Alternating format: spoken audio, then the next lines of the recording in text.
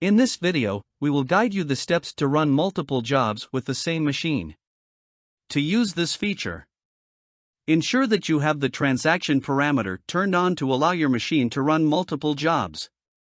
Next, go to the mobile page and click on WIP. If you have the parameter turned on, you should be able to see the Start Machine Run and End Machine Run function in separate button. Select Start Machine Run when you are starting a job.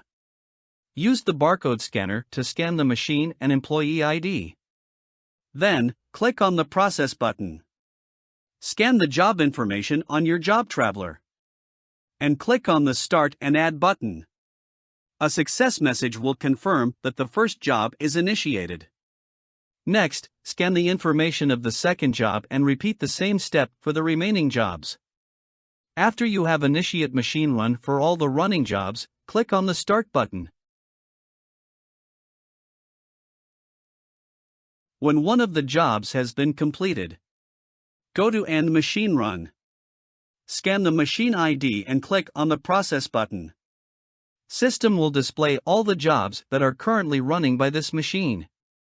You should select the job that has just been completed.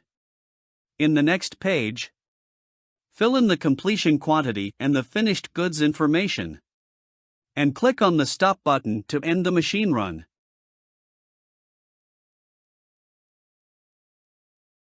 Machine Run function allows you to capture accurate machine run time for your job. To know how long your machine is running, you can go to the Job Operation Hours report to view the information. Thank you for watching this video.